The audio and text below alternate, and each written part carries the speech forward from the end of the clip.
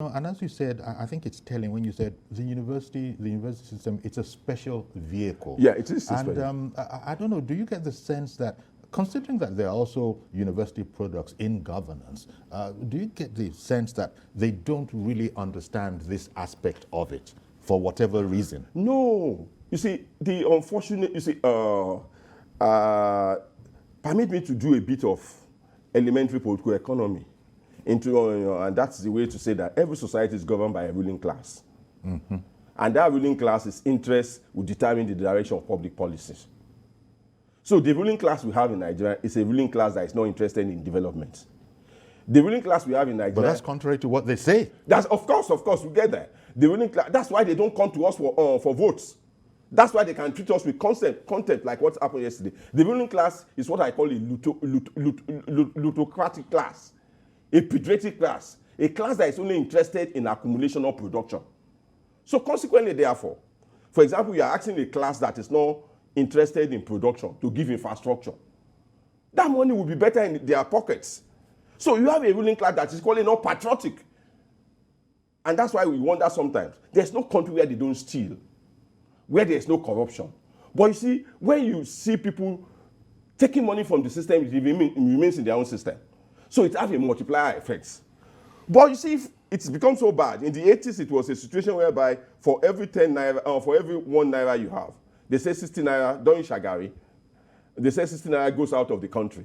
But I can tell you now, for every 100 naira you have now, 99 naira goes out of the country. One, first and foremost, through money laundering and this looting.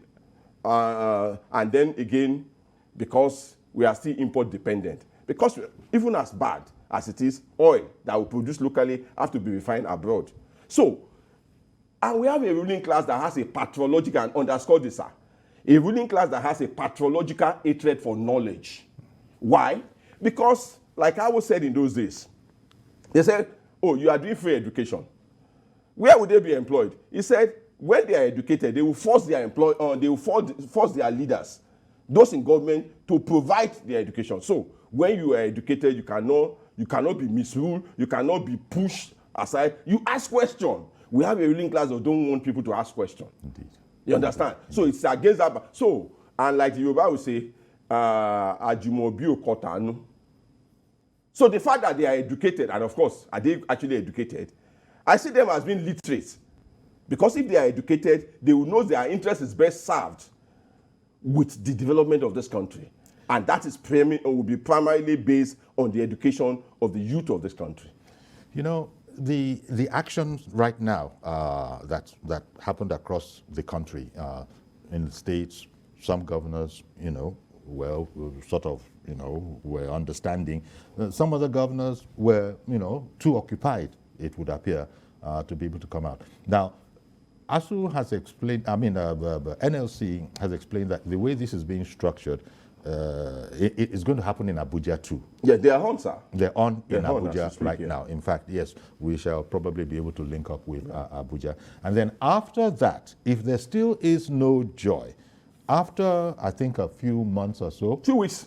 2 weeks. Yeah, 2 weeks. 2 weeks to assess. Yeah. Then because you've been on this for 5 years, 5 months, even this present exactly. This thing. Talk less about the 2009. This present strike. It's already 5 months. And don't forget, 2020, this same strike is a carryover.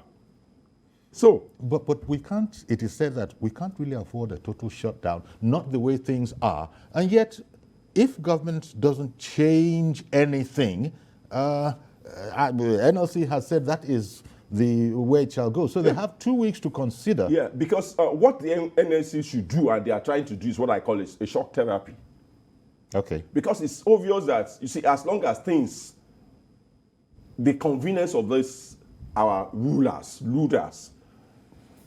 are still not disturbed, nothing will happen. And I'll give you an example. See the other time when the airport was going to be shut down because of aviation fuel.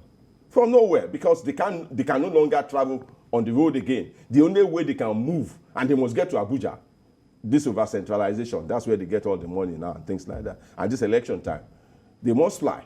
Within 24 hours, they release money. And then again, it will surprise you again that why are they the kind of, initially they told us there's no subsidy, they can't spend this thing. This year, about 4-point-something trillion has gone on subsidy. Next year, they project about 6.3 or something trillion. You ask yourself, and when you look at the demographic in terms of the number of vehicles on our roads, the fact that the industries are not producing up to capacity, you ask yourself, who's consuming this world? The yearning gap there tells you the gap within which primitive accumulation, corruption. So they are benefiting. They will do all those ones. And government always says that, in fact, they've been saying this for as long as anybody can remember. We simply don't have the resources to, come across. We have. Yeah, I was going to say. We have. It's our greed. It's the greed of our leaders. And maybe priorities. Priorities, how we fine. prioritize. Priorities, for example, okay, even let's limit everything to the life of this administration. Let's see the cost of living and things like that. What has this government done to reduce the cost of governance? In 2012, when we had the subsidy protest, cost of governance was part of the complaint. When Buhari was campaigning and he was equally protesting on the streets, cost of governance was part of it. What has they done to reduce the cost of governance? So, by the time you look at the average, the kind of money they spend on an average lawmaker, or even the presidency, you discover that the money is there.